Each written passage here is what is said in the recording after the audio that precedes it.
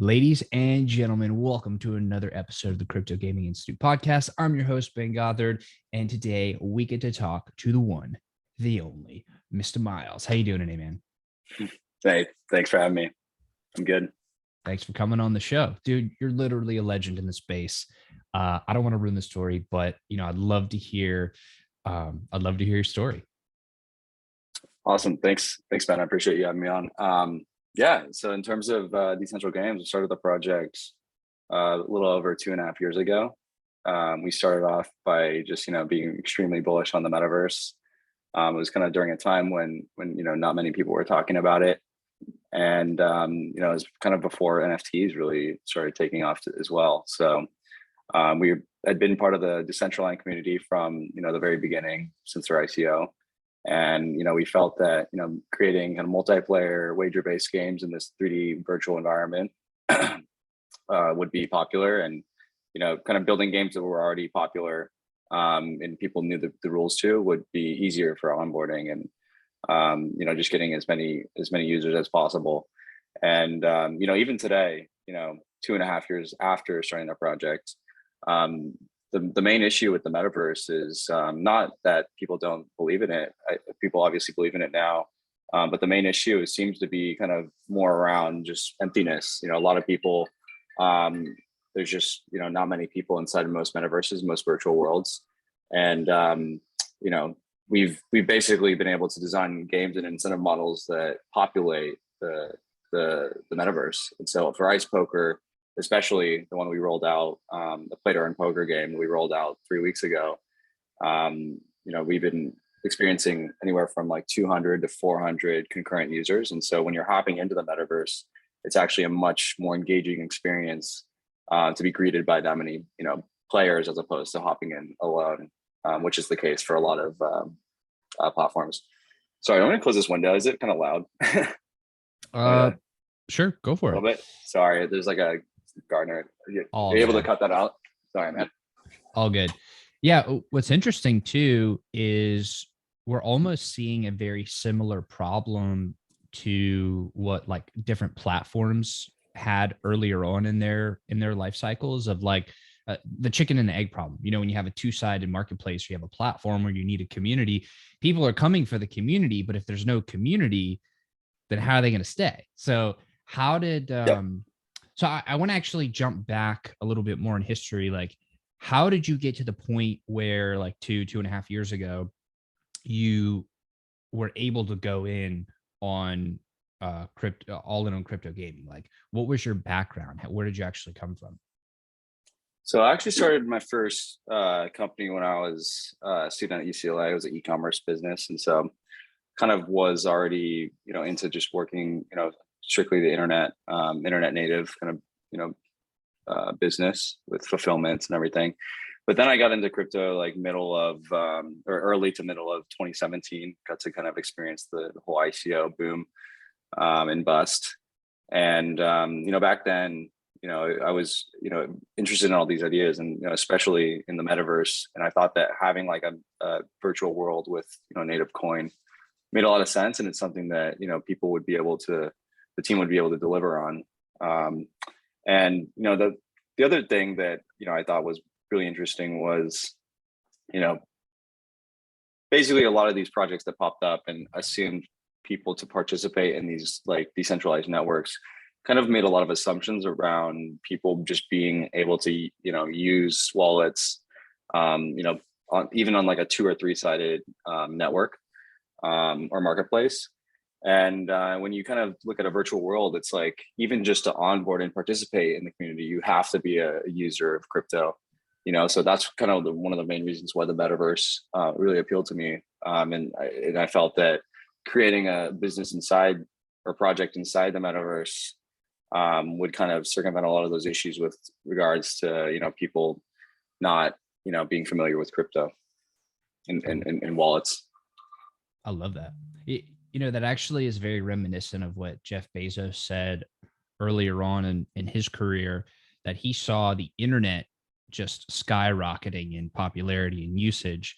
So he wanted to build a business there and let the industry build around him. So it's that's that reminds me a lot of that sentiment. There's you saw the metaverse being the future, so you decided to build in there and let the industry kind of grow around you, and rising tide brings up helps all the ships. So that's really interesting. Absolutely. How did you actually decide what angle you wanted to come from when getting into the metaverse? I mean, there are 1,000,000,001 ways to skin the cat. How did you decide on your particular model? And maybe you could explain that model a little bit more. Yeah, definitely. So initially we started off by just making games that people already, enjoyed playing. And so, starting with those games, we felt it'd be easier to onboard folks. We actually didn't release our token until about a year ago. It was December 1st of 2020. And so kind of already having a community around like the games that we've, created in Decentraland was a great start. We obviously gave them a lot of ways. We did like a small airdrop. We gave them a lot of ways to earn DG tokens initially. And it was highly inspired by, a lot of the DeFi token models that were popping up in 2020, kind of built around like a DAO treasury that was fed by, protocol revenue and then governed by the token holders. And so, yeah, that's kind of like where we, started out. We kept building more and more games that would feed more and more revenue into the treasury. And so from then until now, we've grown the DG treasury to over $50 million in assets, gameplay, liquidity, and, DEXs. We hold also like the 6th largest Polygon validator node that also generates revenue for the treasury. And then more recently, we've done a lot of these like NFT drops. And so each time we do a drop, that feeds the treasury too, which actually is added to the liquidity provision portion of the treasury to provide ample liquidity. And ICE, our gameplay rewards token that we launched 3 weeks ago, roughly, and then also in DG. And then finally, we have a pretty large allocation of land that we bought about a little over a year ago in Decentraland. So we own like about 1,000 parcels of land, which is today valued at a little over $12 to $13 million at the market rate. So it's good. It was good that we kind of established that position early on so that we could expand and build several different venues. And just to give you an idea, we roughly have built on 30 to 40% of that land so far. So we do have ample space to expand as we want to scale our offerings. That's amazing. So take me back again, and I know I'm kind of jumping back and forth here, but you started in e-commerce, then you've always been an internet native. You hop into crypto and the metaverse, and now 2.5 years later, you have a business with $50 million in the treasury. That's amazing. That is an amazing story. I appreciate it, Ben. Yeah. It's funny though, because it feels like, we're just getting started. We're just at the precipice of this kind of new wave of metaverse, of crypto, of NFTs, play to earn. And so I think we've positioned ourselves well within metaverse, I would say. And but like we really don't have that much reach compared to some of these giants in blockchain gaming. So I think that's kind of the main, reach that we need to make next. And I think being live with play to earn incentives, being live in the metaverse with play to earn poker, I think has put us in a really good position. And as we, scale the player base to really establish DG as a leader in the blockchain gaming space, because some of the projects have been able to accrue quite a lot of value in their tokens, and gain a pretty massive amount of daily actives, like Acting Infinity, over 2 to 3 million daily actives is pretty wild. And it really comes down to their incentive models. I think they just did a great job of designing their economics, and we took a lot of inspiration from them with Ice Poker. But there are also ways that we thought that we could kind of iterate on it, given seeing what their successes were, which obviously are very plentiful, and then there are their shortcomings, like in terms of things that they didn't really foresee when they originally designed the game. One of those things, kind of the main thing that we've really seen from them, that we've been able to, incorporate into our product from the beginning is this idea of delegation. Their scholarship model is was kind of just not even originally planned, and it popped up obviously because there was a shortage of like a lot of the players weren't able to afford axes, and so this kind of like lending model made a lot of sense and did like a revenue split between the player and the delegator. But the interesting thing is, it's really up to the person that owns the Axie to actually pay out all the people that are playing for them. It's a very manual process. It takes several hours if people have large amounts of players. And so knowing that, when I wrote the white paper for ICE during the summer this year, I wanted to build delegation into the base layer. And so rolling out what that has been really helpful for us, because we have a lot of folks in the community that are buying up these NFTs and then, delegating and kind of doing our user acquisition efforts for us, because everyone's aligned through the direct and immediate daily distribution of tokens. Right now we have like a 70-30 split. So the player gets 70%, the NFT owner gets 30%, and it's distributed every single day at midnight UTC. So that's been, it's having, the experience of seeing, that model work for Axie and be kind of, arduous through like the manual distribution has helped us a lot actually to position ourselves. That was a fantastic innovation there, because it seems like having to sit there and manually pay people, like, what are we, back in the prehistoric days? We don't need to do things manually. Yeah. And if you're distributing crypto, you can do it directly in a contract. So it just clears up a lot of time for these people, so they can focus on managing their players, finding more players, expanding their holdings of NFTs, as opposed to doing payroll. So we have a lot of other tools and products around that model that we're really excited to roll out in the next coming weeks. Kind of like a dashboard right now, like it does the profit share between the delegator and player automatically, but it's kind of not as descriptive in terms of like being able to analyze exactly how your players are performing, especially if you have a lot of players. So we're working on basically a delegator dashboard. So if you own 5 to 10 NFTs and you delegate them out one to each player, you'll be able to track exactly how much each one is earning, how many of their daily challenges and check-ins that they're doing on a daily basis, as well as just in general how much ICE tokens, or how many ICE tokens they're earning for you in themselves. That's fantastic. So let's talk a little bit about the future of the project. Like, where do you see, obviously, you mentioned earlier you have ambitions to be one of the very tippy top games and ecosystems in the metaverse, and players in the metaverse, all pun intended. But what are you really like seeing as the future of that, like in reality? Like, what does that actually look like, and how are you going to get there?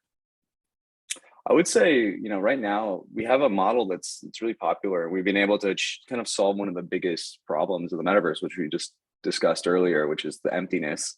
And so now that we've achieved that, I think it's really just a matter of scaling and making this massive. We only have 2,000 NFTs in circulation right now, that are all yield bearing NFTs, because you can play with them, you can delegate them and earn tokens each day.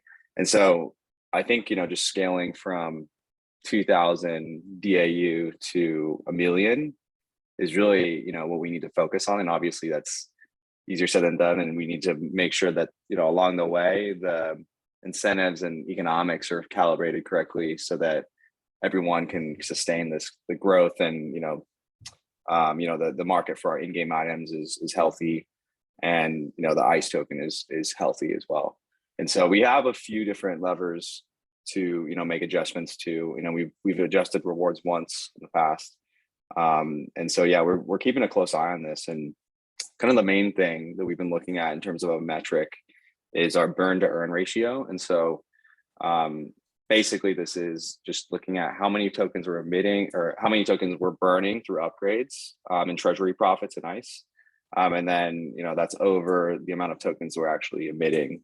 And so we're hovering roughly around 0.5 to 0.7 for that ratio. So that means roughly about we're emitting 2 times the amount of tokens that are being burned through upgrades, or slightly less than 2x. And we've looked at a lot of the other ecosystems and play to earn, and we found that a lot of them, even the very successful ones that are very just massive in market cap of their main token and user base, they're kind of hovering around 0.1 to 0.2. And so for them, they're actually emitting 5 to 10x the amount of tokens that they're burning through upgrades or breeding or whatever. And so we see that we're actually in a much better place than a lot of these other ecosystems, just from that metric. And over time, because we have burning from not only upgrades of NFTs, but also treasury profits and ICE. So if people play ICE and the treasury goes in ICE, we burn that difference. We feel like we can get that even to 1 eventually. So we're actually emitting and burning the exact same amount, so it's fully sustainable. So yeah, that's the objective, as well as we scale to over a million DAU. And so just to make sure that we really, really like nail this, because this is such an important thing that I feel like a lot of people are just not super educated on.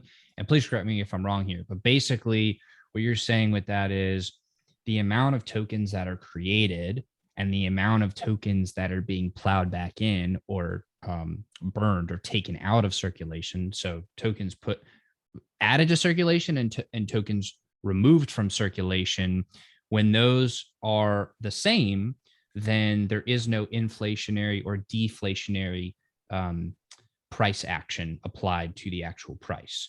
So if you have too much inflation, like we're seeing with the US dollar right now as we're recording this, then the buying power of a single unit goes down. And so you want to, as the game owner and the creator, you obviously want to make sure that that doesn't happen, because you want your players to have as much buying power with their tokens as possible. So what you're saying is, and please correct me if I'm wrong, that currently you're sitting at a pretty healthy ratio and you're working to bring that up to where it's a 1-to-1. So there is no inflation or deflation. They are worth what they are worth. And then the market can do with that what it wishes, right? Yep, exactly. And yeah, it's just a matter of adding more sinks, like adding more sinks for deflation to combat the emission. And we've seen Axie's done this with some of the LP mining that they're doing on their new Katana decks on Ronin sidechain. And so there's lots of other ways to create these sinks, basically, that either burn or just lock up tokens. And so we're looking at a few different mechanisms for this, that we'll be implementing in the near future to get us closer to that 1-to-1. Exactly. So as an investor, I kind of want to take a step back for a second. As an investor, if you're looking at a project and you see that currently they're inflationary, which means they're adding more to circulation than they are removing on a daily basis, at what point do you get concerned? Like, at what point do you say, okay, if this continues, there is no way around this mathematically, but the value of this token is going to go to 0 or as close to that as humanly possible over time because of inflation? Like, when do you get concerned about that? What are the red flags? And when do you see like, oh, it may be an issue now, but they are working to solve it, so I feel a little bit better? Like, how do you view that as more of an investor? I would say, inflation is not necessarily a bad thing. I don't think, it's, if it's coupled with like increased utility of the token and more people holding the token, I think that's obviously it should be fine, and the price should be unaffected. But if you have high inflation and high amount of people just dumping the token as soon as it's emitted, that obviously is bad for price because it drives it downward. And so that's kind of has to do with the utility. So if like people don't have utility for a token that they're earning, then obviously they dump it, and that's bad for the ecosystem. And so yeah, I would say as someone like looking into holding these tokens, you definitely want to look at not only just like supply increases or decreases, but also utility increases or decreases over time, and what that forecast is. Because as I said, I think even if inflation is high, if utility is increasing over time and you're confident in the team's ability to add more utility in the future, and that utility to be sustained, then the inflation is actually okay. In terms of price. That's a really good point. So from what I'm hearing, pay attention to the utility in addition to the change in that ratio of inflationary versus deflationary. Yeah, exactly. Right on.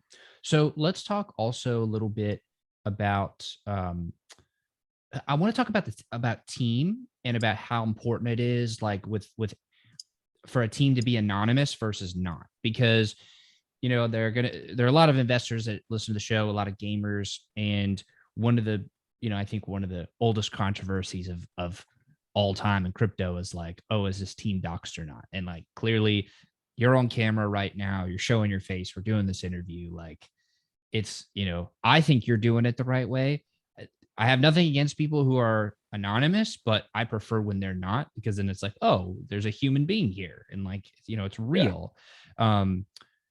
How do you feel about this phenomenon where people are just staying anonymous? Maybe they have maybe they have one of their usernames or something, but it's like, or an alt or something, but like they are anonymous. When reviewing games, like, how do you feel about that? Yeah, I mean, I've kind of gone back and forth on this. I think it's perfectly fine to be anonymous and run a reputable project, and hold yourself accountable for things. Obviously, it's a bit harder, because you don't tie it to your real identity. But I prefer to be doxed, I guess, as you'd say, just because I think there's a lot of people that are holding DG, and it helps that I pretty much put out a newsletter every Sunday because I want everyone to be updated with everything that we're working on, everything that we're planning to work on in the future. And so I think that's it's really important, because it's kind of just like obviously, as over time we want to decentralize as much as we can to kind of make it autonomous and community led. But in the early days, it depends a lot on teams' ability to push things forward. And so that's kind of why I felt from the beginning, especially with a lot more people getting involved with the project, and holding the tokens, that that they're in good hands, I guess, and it's not someone that's gonna completely rug everything. Totally, I feel very similar to that. So yeah, let's kind of scope out a little bit, and let's talk about the metaverse as a whole. I feel like it's coming, and people now realize that it's coming. Nothing's going to stop it. But what is it actually going to look like, and what's our time frame here? Yeah, I mean, I think people have seen like Ready Player One, and they get this idea of what it could be eventually. But it's going to be definitely a process. I don't think it'll get to that point for quite a while, maybe even 10 years or so, to that level of complexity. And I think it really is kind of focused around just like technological advancements, like in the hardware of the servers, being able to serve this content, and then the actual like goggles that are able to give you that experience. So I think that really needs to improve. It needs to be like a lot sleeker. People are not going to be walking around with these huge headsets and using these huge headsets all the time. It kind of makes you nauseous. And so, yeah, I think there's going to be a point in time, where a lot of these metaverses support VR. I know Decentral has plans of doing it, early next year. But for the time being, I think it's going to be a lot, kind of browser based mainly. And then kind of slowly start to move over to VR. And there's going to be support for all different types of virtual worlds as well that kind of serve different niches. Like, obviously for us, Decentral is a bit low poly, which means like it's kind of more cartoony. And this is, due to the fact it's served from multiple servers, different nodes, kind of all around the world, due to being decentralized and just in terms of like trying to maximize performance, given that there's a lot of other users in the scene that you have to load in and everything. And so, yeah, I think early on the metaverse is going to be like a bit more cartoony, and we're not going to see kind of like the level of detail that you would see like in Grand Theft Auto or something, or some of these other video games that are more centralized. Even Facebook's metaverse, it's kind of cartoony looking characters, as you've seen from some of the Meta advertisements. So, but yeah, I mean, over time, I think we will get to it being a bit more, higher poly and more immersive. But for the time being, yeah, I got to start somewhere, and I think that's mainly in the browser. Well, that kind of sounds to me like we get to live in like the Bugs Bunny type universe for a little while, which sounds pretty freaking rad to me. I love Bugs Bunny. So that sounds pretty fun. Um yeah, so Definitely. as far as timing, right? Everybody's talking about timing the market and blah blah blah blah. And let's not touch on that. But as far as how to approach from like a mental models perspective, as an investor, we want to be early, but we don't want to get burned, but we want to participate. We're still, we're evaluating great projects. Obviously, you're one of them. How do we go about investing into this space intelligently, um, knowing that, we probably are 5 to 10 years out from supreme mainstream adoption? That doesn't mean that there's not going to be a lot of wealth to be created. And in fact, we're seeing a ton of it being created right now. There's going to be ups and downs. It's going to be a bumpy road, but we will get there. But it's like, how do you think about that? What's your mental model for like parsing through all this and, not losing your ass? Yeah, I mean, I would say, from my experience, all the best investments I've made have been just in products that I use. And so I think from someone wanting to get exposure to the metaverse, I think it's a good idea just to use everything. Look at the projects that are live. Obviously, if they're not live, then you're speculating a lot more in terms of the team's ability to deliver. But ones that are live, if you actually are able to hop in, try to play the games, try to hop in the metaverse and chat with the community that's hanging out there, and get feedback from them as well. I think that's a great place to start. It kind of removes a lot of the risk in terms of deliverables, because like you can see the work it speaks for itself, and so yeah, I mean, I agree with you. I think it's exciting that we're so early, but it's going to be quite a long cycle to get to achieve kind of full adoption and maturity. But that being said, I think there's a lot of value accrual to be had in the metaverse space, and I think it's really just at its infancy right now. I know Mana token has been pumping pretty hard, as well as Sand and all these other metaverse related tokens, which has been great. But it's going to be really interesting to see if who can actually deliver on actually scaling this to millions of users daily. Agreed. So I just have a couple more questions for you. I want to be very respectful of your time. With any industry, obviously, like you have your heavy hitters, and there are a group of people who are leading the pack, right? And I like to think of that as like the group of people that constitute the tippy top. That's the room where it happens, right? So from Yeah. your experience, obviously, compared to most of the rest of the human population, you're going to have access to those rooms at a much higher level than most of us ever will, right? So based on your experience and your access to that, like, what's that group of people really like? I mean, are we talking about like benevolent people who are really leading us in the right direction here? Are we talking about, hey, there are different factions that exist, and there are some benevolent, but then there are also some like ruthless dictators trying to control everything? Or like, what does that really look like behind the scenes in this top tier of people who are actually the movers and shifters, the whales of this ecosystem? In terms of metaverse or crypto, would you say in general? Are you Both. thinking like just both?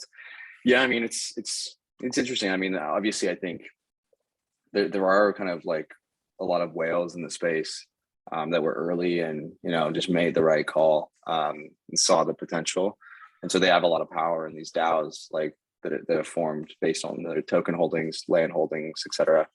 And so yeah, it's kind of a constant balance between the people that are holding a lot of these assets, and then also just like the community And there's been several kind of debates regarding different issues kind of between those two factions of people, like even within the decentralized community that I've seen over the last like year or so since their DAO has been live. And so I think with crypto in general, obviously most people are just, the whole system is built for people to kind of act in their own self-interest. And, as a whole, that kind of drives it forward, drives the innovation forward because, projects are funded, people are incentivized to build something that people use and kind of drive forth the innovation in the space. And so, yeah, I think, it's because of that balance, I think it's actually, the incentives are such that, the things are headed in the right direction, I think. Projects are building things that people want to use, creating value for, people that are buying, their NFTs or their token if they release one. And so I would say collectively, I think we're in good hands. And I don't think it's necessarily a bad thing that people are seeking profit along the way. I think that's just natural. And that's kind of what the system was designed for in terms of, token designs.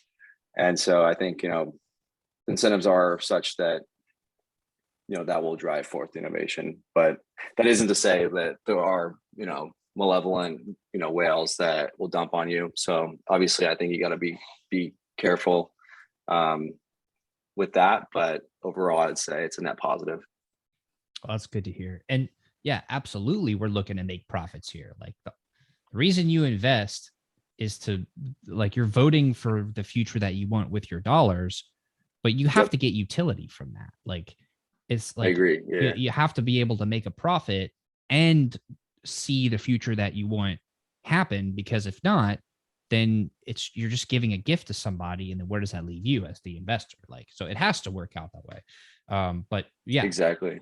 That's interesting you bring that up because like kind of buying a token is, in a way, it's like voting on that project, on that movement and that community and that team. And I think at a kind of a higher level, as more people kind of buy into a NFT community or a token community, and kind of push the price up, it's like marketing for it. If they have an incentive model built in where they reward tokens for a certain thing, that's more valuable. So it's more attractive to participate. And so it's actually a really interesting system that's kind of like self-fulfilling of a prophecy. By buying a token, you are voting your confidence in that ecosystem, and then also kind of willing it into existence in a way. So I think that's like a really interesting aspect of crypto. And that's something that, I think I've tried to design into, the tokens that we've been able to launch so far. Absolutely. And I would highly encourage everybody to, not giving financial advice, but highly encourage everyone to go and learn more about your ecosystem and your structure and everything, because it's really fascinating, interesting. And I think you're really, really onto something cool. Just two more questions for you. Again, I want to be super respectful of your time. No worries. But clearly at this point in time, and let me get the exact date for you, November 24th of 2021, as of the filming of this. Right now, we're seeing a crazy amount of ripple effects from what people are calling like DeFi 2.0, like with Olympus DAO, Time Wonderland, like things popping up, all pretty much Olympus forks. And I think this could be a game changer. I don't know. Has this been on your radar, and how do you think that's actually gonna change the game? It's been on the radar for me, definitely, because I've read about it on crypto Twitter, and a lot of my friends are part of those communities. But to be honest, like I haven't really participated in it as a user that much, and I obviously kind of regret it just because there's lots of upside to be had on that. But yeah, because we were kind of head down on play to earn launch and everything, I wasn't able to buy into those ecosystems and communities. But I do think it's the economics of these models are really interesting. And as I said before, our original DG token model and DAO treasury model was highly inspired by DeFi 1.0. And so I think once the dust settles after a few more of our, ice poker related play to earn drops, scaling, token migration that we're doing actually in a week from now, to 1 to 1,000 split of DG. I think it would be interesting for me to sit down and kind of see if there's any ways we can kind of take inspiration, from these new DeFi 2.0 economic models. I'm curious to hear your thoughts, though. I mean, it seems like they're built in a way such that a lot of value can accrue in the token itself and the treasury. So definitely an interesting model. Yeah, I mean, I'm extremely interested in it. I'm actually in like the in-depth research phase of it, where I'm kind of making a lot of small bets into different ecosystems that I think are interesting. And so I don't have any solid conclusions yet, but I will say the main innovation to me is aligning incentives better between people who are investing and providing liquidity, and the actual like projects themselves. So like, whereas with DeFi 1.0, sometimes there could be like butting of the heads between liquidity providers, or like the farmers or the investors or the users or the actual project itself. I think the spirit of DeFi 2.0, which I'm most interested in, is seeing everybody aligned and on the same team pushing this forward. And a lot of that includes the actual project itself owning a lot more liquidity instead of renting it. They get to own it. And so they get to do things that are a lot more interesting because they're willing to take on risk that a third party would not ever take on. So just based on my research, I think the spirit of it is a really good thing because, again, aligning incentives, the projects will own a lot more liquidity, and that allows them to support themselves and their ecosystems. But to me, it's still a bit early to tell. I'm in it. I'm trying a bunch of them out, and I can report back to you later with some of my findings. Awesome.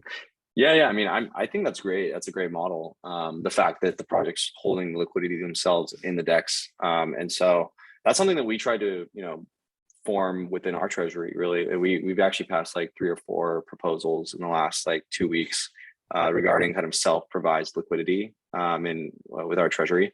And yeah, I mean, we've been paying LP rewards for a year. And to be honest, looking back, I kind of regret it because it's just caused a lot of emission. And, I think it's not sustainable long term. I think LP rewards are a good way to jumpstart liquidity for community, but over time, you want those LP tokens in the treasury of the project, not in the hands of people that are just farming and looking for like a quick profit. Because eventually, majority of those tokens they're giving away for LP rewards are probably going to be dumped. So, and it's just on a time scale too. And like, you want to get it so it's self-sustainable long term, and there's a little locked liquidity, kind of like DeFi 2.0.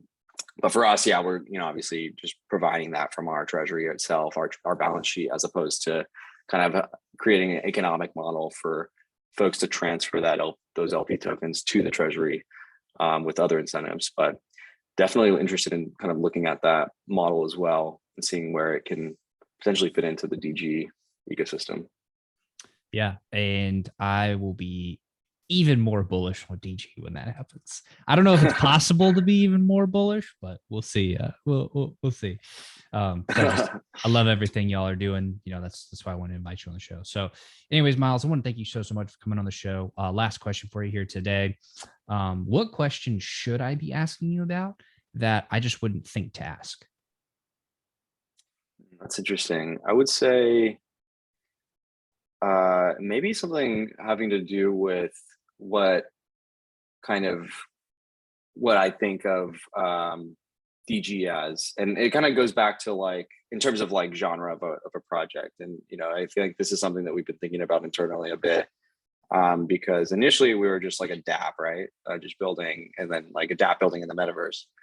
And then we had a traditional business model, and then we kind of turned into like a DAO with like a treasury that's governed by token holders when we released the DG token. And that was not until like a year and a half after we actually launched the project that we released DG. token. And then, we're kind of now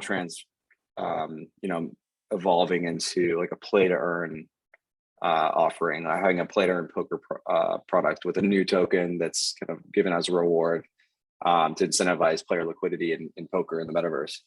And so we kind of like evolved, a few different times. I wouldn't necessarily say pivot, but like kind of slightly enhanced our offering to make it more valuable for our community over time, over the last 2.5 years.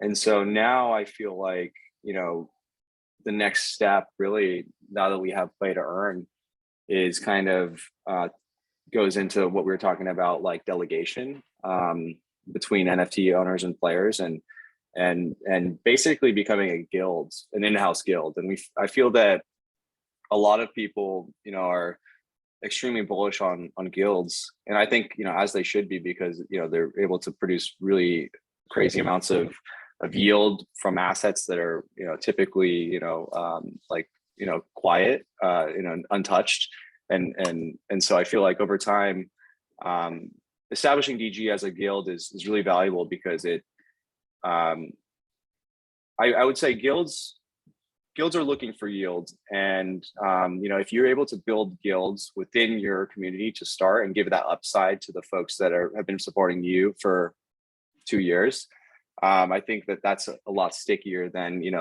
some people coming in and just seeking yield and potentially leaving your community if the yield isn't great in the future.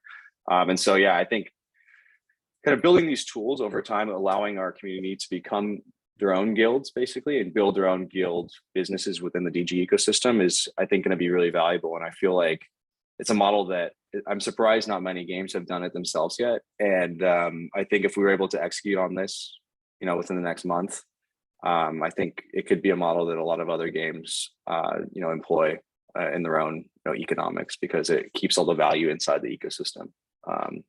So that kind of goes back to what I see DG as. And I think, over time, now that we're, gaming DAO to, in the metaverse plus like play to earn game, I think eventually we can kind of be seen as like our own guild platform as well, that allows anyone to buy a couple NFTs and then delegate them to players and kind of manage their own passive, income stream via like this kind of guild structure.